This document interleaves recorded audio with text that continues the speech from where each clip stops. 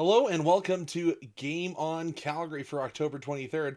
I'm your host, Conrad Krausert, and it's the day after the Frozen Frenemy, the Flames defeated the Penguins. I had to do it. But before we get to the Flames news for today, let's talk about Hyperdrive Hockey. Hosted by Maxime Van Oot and Daphne Malbeuf, Hyperdrive Hockey covers the sport at large with irreverent humor, quality analysis, and a strong voice that's unafraid to talk about the real issues. Hyperdrive Hockey is Game Over's flagship show, broadcasting twice a week every Tuesday and Friday, and seemingly repeatedly covering the Flames because we're the feel-good story of the NHL right now. So please give them a listen. You can catch it on the Network Hubs channel on YouTube or at thegameovernetwork.com/pages/hyperdrive hockey. So, as I mentioned, the Frozen Frenzy happened with all 32 teams in action on a Tuesday because Gary Bettman doesn't want you to have an evening with your family. But we got to see a big win over Sidney Crosby and his pals on the Penguins. One of the coolest quotes coming out post-game was Dustin Wolf calling Costco Justin Kirkland Mr. Automatic from the shootout spot. It's been reported that he was 22 of 37 in the A, and I gotta say, I was a little shocked hearing his name come out sixth, and apparently Kirkland was too.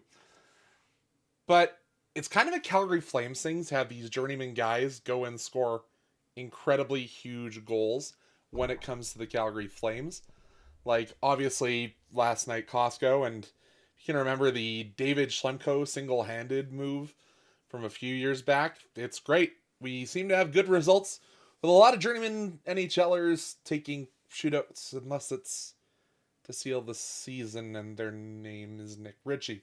But we'll talk more about Nick Ritchie a little later in the show. And I don't want to steal another media outlet's bit entirely, but it's time for a little bit of a report on Kevin Rooney, or the Roons Report. Shout out to Scorch Stack over on Twitter. You guys do amazing work. Rooney is still listed on the IR as far as I can tell. And some people have joked that Craig Conrad needs to go talk to Kevin Rooney and say, let's take some extra time evaluating this undisclosed injury. I know you're in a non-contact jersey and you're trying to work your way back, but let's take all the steps we need, because this Justin Kirkland guy has worked his way into the hearts of Flames fans and scored a couple of key goals while he's been called up.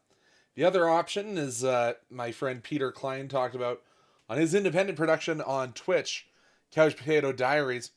He said, do we really need Adam Klapka on the roster currently if we need to bring Rooney back? Why don't we just send Klapka down and play Rooney on the wing? So there's a couple different options for Craig Conroy and the front office staff. But we'll have to wait and see and wait for Rooney to officially jump off the IR. And that's a Roons Report for the day. But the biggest news in the sports atmosphere yesterday was, of course, the first time a father and son have stepped on the court playing for the same team, in LeBron and Bronny James stepping on the court for the Lakers. But the Flames are not to be outdone on the family matters portion of sports, as they've had a few notable entries as well. Of course, the only time in NHL history that brothers have been traded for each other involved the Flames, when Brett Ritchie was sent down to the Desert Dogs and his brother Nick Ritchie came back up to Calgary and reportedly just took over the same house that was rented. Just had to scratch out first names on the legal documents for the rental, I'm sure. And then you have to remember Robin Regeer played 775 games as a Calgary Flame, and his brother Richie Regeer played 20. And then had a really good DEL career, but we're a Flames podcast. And then Dougie Hamilton, which 245 games played and apparently one too many museums visited for whatever the hockey culture in this city was at the time.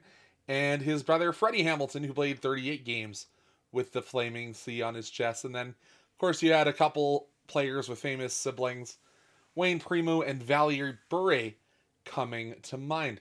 I remember Richie. I thought I'd show him later. Yeah.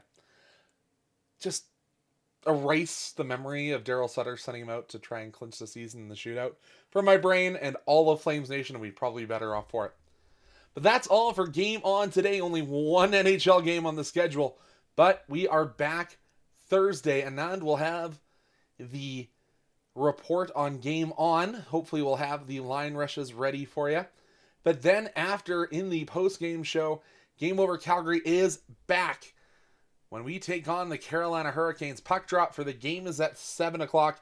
And tune in on YouTube to catch myself and Matthew DeMille breaking down the Flames and Canes. We'll see you then, folks. But that's all for Game On Calgary today. Oh, a wolf call. Destin, we're coming!